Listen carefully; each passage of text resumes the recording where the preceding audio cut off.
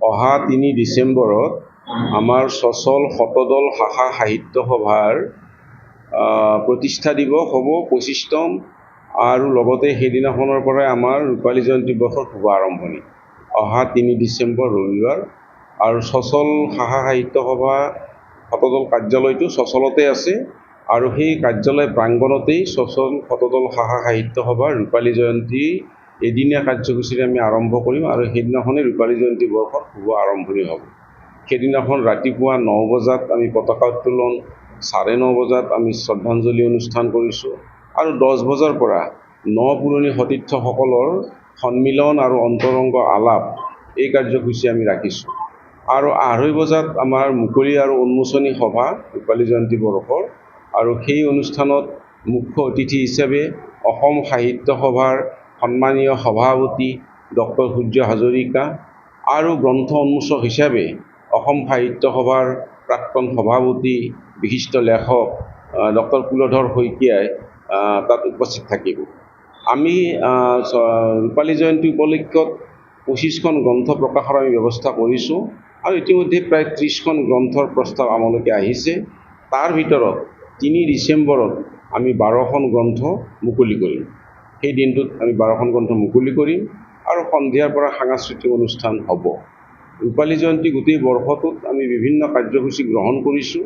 কমেও 4খন আমি আলোচনা চক্ৰ, সাংস্কৃতিক অনুষ্ঠান, আমাৰ যিবিলাক হেৰাই যাব পৰা লোকসংস্কৃতি, যে ওজাপালি, এই ধৰণৰ নাম, এইবিলাকৰ ওপৰতো আমি আলোচনা চক্ৰ, পুতলা নাচ, এইবিলাকৰ ওপৰতো আমি আলোচনা চক্ৰ আৰু প্ৰদৰ্শনৰ আমি ব্যৱস্থা আমি নিশ্চয় কৰিম। আৰু লগতে নতুন প্ৰজন্মক আনিব পৰাকৈ তেওঁলোকৰ মাজত বক্তৃতা অনুষ্ঠান, আৰু তেওঁলোকৰ মাজত গীত পদ, আৰু তেওঁলোকৰ থিতাতে লিখা ৰচনা প্ৰতিযোগিতা, এই কথাবিলাকৰ ওপৰত আমি গুৰুত্ব দিছোঁ। গতিকে সচল শতদল শাখা সাহিত্য সভাৰ এই ৰূপালী জয়ন্তীৰ শুভ আৰম্ভণি আৰু প্ৰতিষ্ঠা দিৱসত সচল সাহিত্য সভাৰ কাৰণে যিসকলে কায় বাক্যে তেওঁলোকে আৰ্থিকভাৱে হওক অন্য প্ৰকাৰে সহায় সহযোগ কৰিছিল, এই দিনত আমি তেওঁলোকক শ্ৰদ্ধাৰে স্মৰণ কৰিম, যিসকলে আমাক এৰি থৈ গৈছে। আৰু যিসকল আছে বা তেওঁলোকৰ দূৰতো কোনোবা আছে, আপোনালোকৰ মাজেৰে আমি আহ্বান জনাম যাতে এই শুভ মুহূৰ্তত তেওঁলোকে আহি আমাৰ লগত অংশীদাৰ হয় আনন্দ। আৰু লগতে সংবাদ মাধ্যমকো মই অনুৰোধ কৰিম আপোনালোকে ইয়ালৈকে আহিব। আৰু সচল সাহিত্য সভাই সমগ্ৰ গোটেই অঞ্চলটোতে এটা সাহিত্যৰ পৰিৱেশ আনিবৰ কাৰণে অহৰহ প্ৰচেষ্টা চলাইছে। আৰু আমাৰ ইয়াৰ বেছিভাগ সদস্য এটা সময়ত কেন্দ্ৰীয় বা অসম চৰকাৰৰ তেওঁলোকে এটা সময়ৰ অৱসৰপ্ৰাপ্ত বিষয়া, কৰ্মচাৰী, অধ্যাপক এই ধৰণৰ আছিল, কিন্তু তেওঁলোকে এতিয়া নতুনকৈ সাহিত্য সাধনাৰ এটা নতুন বাট দেখা পাইছে। সচল সাহিত্য সভাই নিয়মীয়াকৈ সচল দৰ্পণ বুলি এখন আলোচনী আৰু বাৰ্তালোচনী নামৰ এখন বাতৰি কাকত আমি প্ৰকাশ কৰি আহিছোঁ। এই দুখন ওলাব, আৰু সেইদিনাখনো এই বাতৰি কাকত বাৰ্তালোচনী ওলাব, আৰু আমাৰ সচল দৰ্পণো আমি উলিয়াম। সচল সাহিত্য সভাই ইতিমধ্যে 30খন গ্ৰন্থ যোৱা কেইবছৰত মুকলি কৰিছে, আৰু এই বছৰো আমি ৰূপালী জয়ন্তীত 30খন গ্ৰন্থ মুকলি কৰিম বুলি আমি প্ৰস্তাৱ লৈছোঁ। তাৰে ভিতৰত 12খন গ্ৰন্থ অহা 3 তাৰিখে মুকলি হ'ব।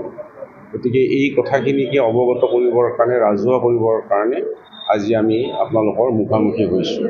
আশা কৰোঁ যে আপোনালোকৰ মাজেৰে এই কথাখিনি প্ৰচাৰ হ'ব, আৰু সকলোৰে মই সহযোগিতাত সচল শাখা সাহিত্য সভাই সুন্দৰভাৱে কাম কৰি যাব বুলি আশা ৰাখিছোঁ। নমস্কাৰ, মই কুমাৰ ভৱেশ। এনি ভাৰত 24-এ এটা ৰিয়েলিটি শ্ব'ৰ আয়োজন কৰিছে, আৰু এই শ্ব'টিৰ নাম হ'ল জুবিনৰ গানে কি আনে।